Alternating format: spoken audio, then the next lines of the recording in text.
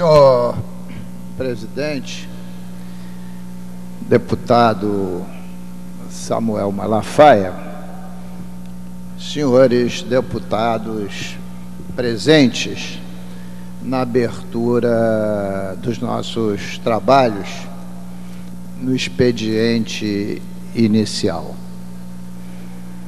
Primeiro,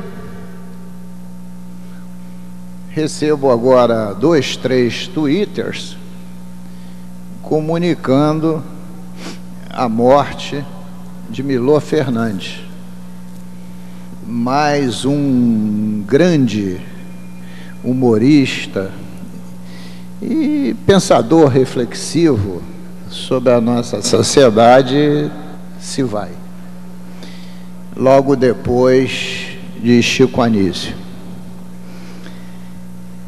É uma geração que está acabando, de grandes figuras que presenciaram um período difícil desse nosso país, que foi a ditadura, superaram esse período e passaram a conviver novamente em um país democrático que, apesar de todas as dificuldades, avança e com humor souberam a cada momento histórico ter compreensão desse processo e alegrar a população através do humor com seus contraditórios e com as suas inteligências muito acima da média. Então esse é o lado triste do dia de hoje, onde referências históricas nossas estão indo, mas seguramente deixando os seus legados para todos nós.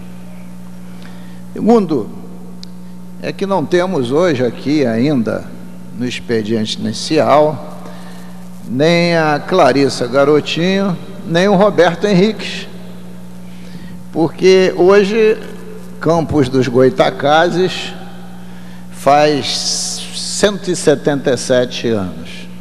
E eles são 2 dignos representantes, junto com Peixotinho, daquela região, especificamente de Campos de Goytacazes, mas também do norte e do noroeste fluminense.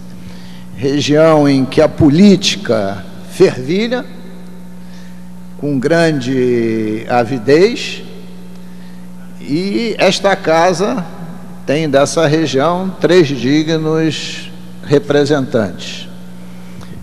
2 deles em polos extremos e um percorrendo o caminho do meio, que dizia Lao Tse que muitas vezes pode ser o caminho do equilíbrio. Tem até um livro dele que tem esse título.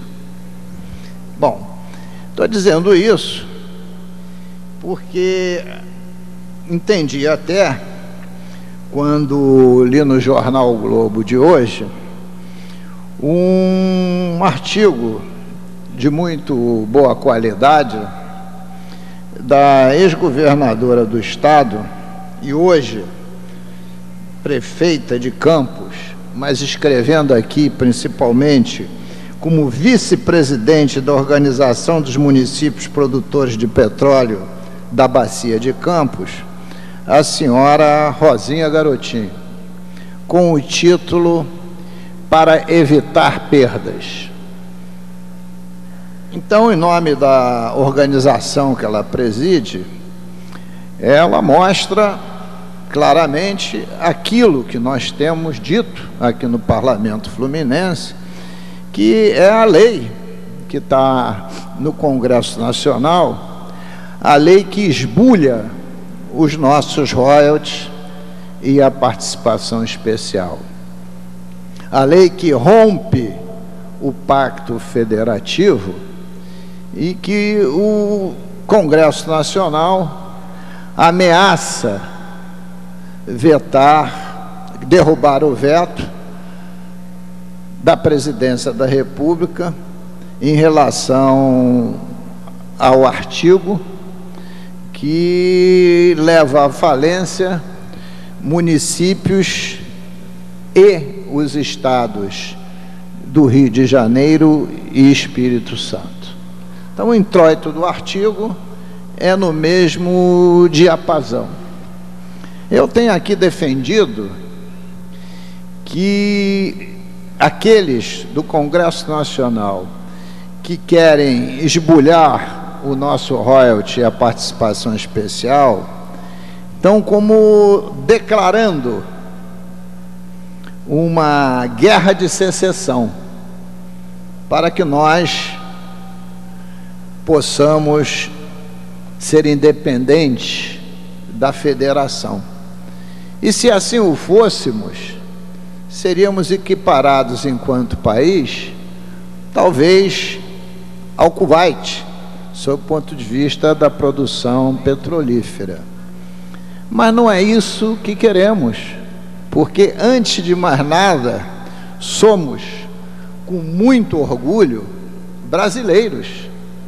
Acreditamos na República Federativa, na democracia e no pilar central da democracia, que é o respeito à Constituição. Por isso tenho defendido que esse litígio só vai ser decidido a nosso favor no Supremo Tribunal Federal. Mas essa é a minha posição pessoal. O tempo vai dizer se eu tenho razão ou não. Até por causa disso, algumas ações de inconstitucionalidade já estão prontas, pelo menos na Procuradoria-Geral do Estado. Mas a presidente da Organização dos Municípios Produtores de Petróleo, ela defende aqui que, para minimizar o esbulho e para evitar essa guerra entre as diversas unidades da federação, que pode ter um projeto conciliador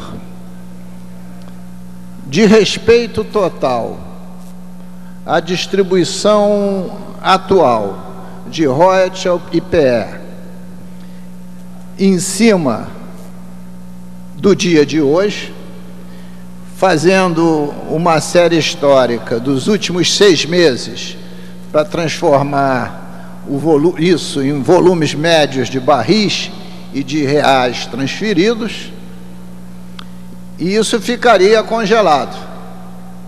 Esse seria o valor do Estado e dos municípios. Então, estados e municípios não teriam nada a perder, porque a cada ano esse valor, que seria a média dos 6 últimos meses de arrecadação de barris produzidos, se corrigiria os mesmos para o ano seguinte pelo Índice Geral de Preços, IGPM.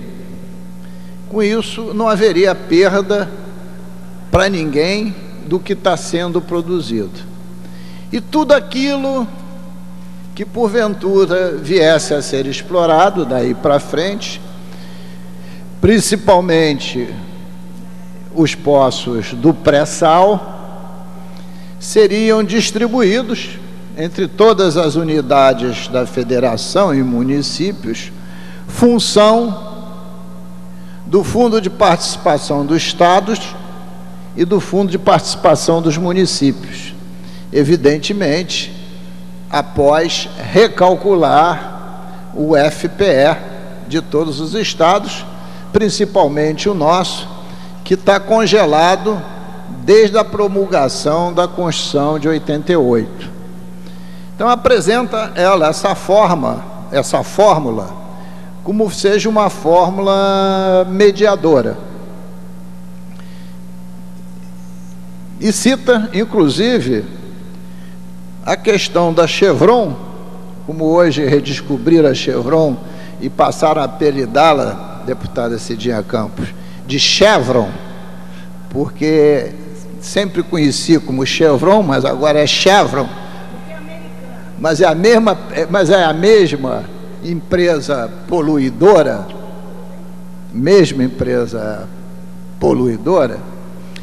que traz prejuízos ao nosso Estado e aos nossos municípios pela poluição. E exatamente o royalty é para nos proteger desses riscos.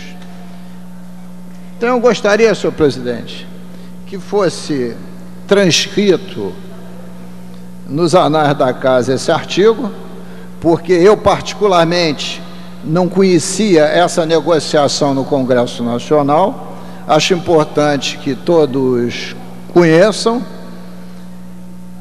Confesso que sou pessimista em relação a essa questão, porque acho que o desequilíbrio hoje do Congresso vai nos levar necessária e obrigatoriamente a uma luta no Supremo Tribunal Federal para fazer valer a Constituição, o Pacto Federativo e os direitos da população fluminense. Por isso, gostaria da autorização de Vossa Excelência. Está autorizado, Excelência. Obrigado. Muito obrigado, senhor presidente. Obrigado. Próximo orador inscrito é o deputado Paulo Ramos.